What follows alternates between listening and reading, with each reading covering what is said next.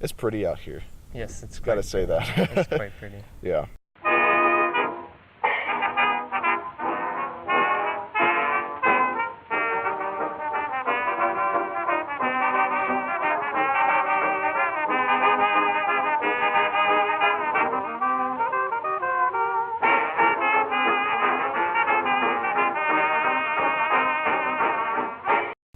Hello, welcome to Minefield. This is Mike. Say hello, Mike. Hey, I'm Mike. What do you do, Mike? I write music. That's good. What kind of music do you write? I write electronic music. Electronic music. Mm-hmm. Very good.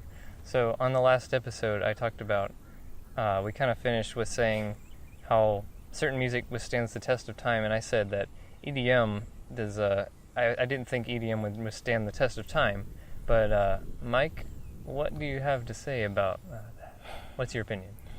The biggest thing about that, and it doesn't just apply to electronic music, it's any kind of music, is that the number one thing that makes people remember these tunes 20 years, 30 years, 40 years down the road is that if they're making something that sounds unlike anything else that's, commonly produced at the time, completely unique to that time period. So that's the first thing. I think it's a double-edged sword. Mm-hmm. The second one really is, it captures a sound or a type of mentality of the time itself.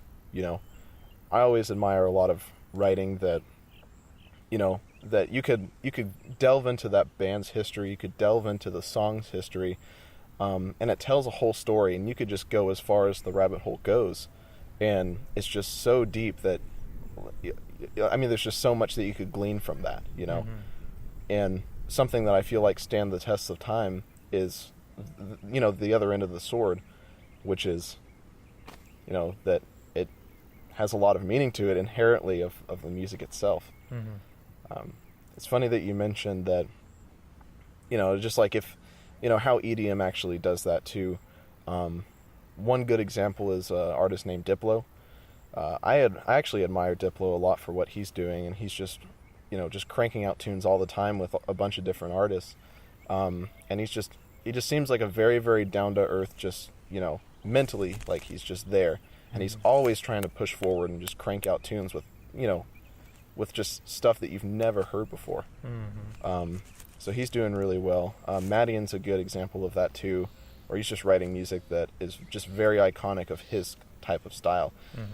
And his latest one, the latest EP that he did, was he kind of like wrote it about his childhood, like wrote it about his teenage years, and it very much captures that kind of like emotion that this guy was going through. Mm-hmm. So it's very, very fascinating. Yep, that ties along quite nicely to what we talked about last time with the, we said that war times kind of brought a big emotional part out from artists, and that's kind of what made a lot of songs stuck. Mm-hmm.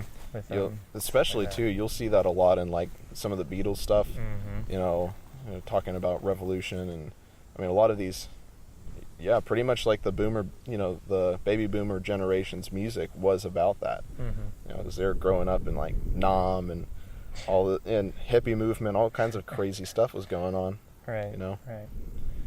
Very good. You like coffee a lot. Would you say that a lot of it inspires some of your music? I do like coffee. I won't say that I'm dependent on coffee for the ideas that I get from music. Mm-hmm.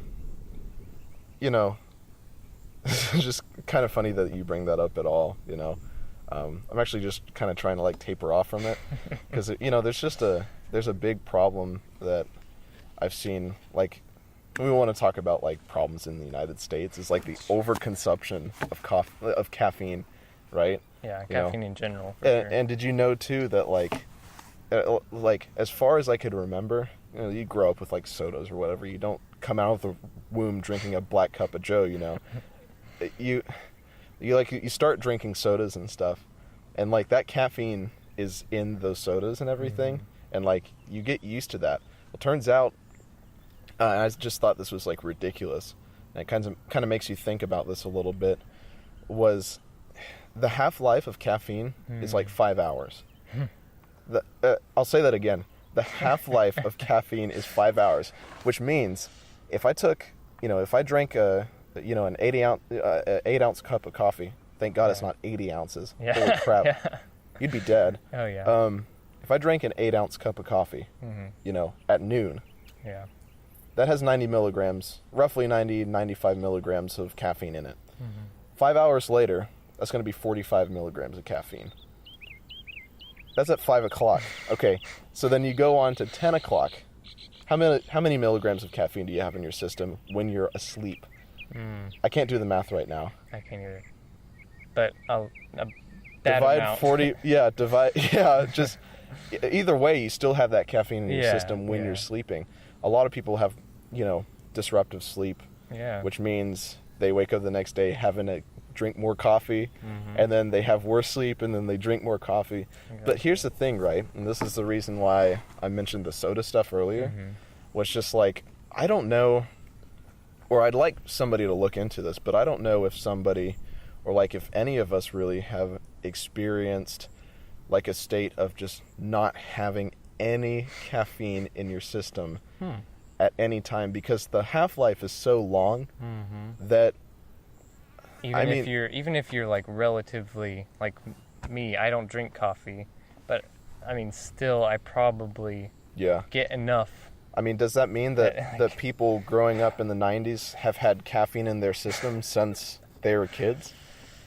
It's kind of freaky to think about. Just like, what does it actually feel like to not have any, a stimulant in your brain at all times. Yeah. So it's like almost like somebody just like constantly not being sober.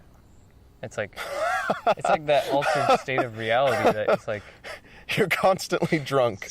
Yeah, I mean. Oh my gosh. It's like, but it's like what would that state be like? I mean, exactly. Could it be like a big difference from... I don't know. But then again, also, too, you have to take into account, like, how fast the body actually metabolizes the caffeine. A lot of that has to do with, your weight, Way too long for caffeine to be sitting in your body. Exactly. You combine that with the fact that, Americans just don't freaking work out. And then, like, you just gotta... because, man, it's just a bummer. I don't want to talk about, like, sad things, but...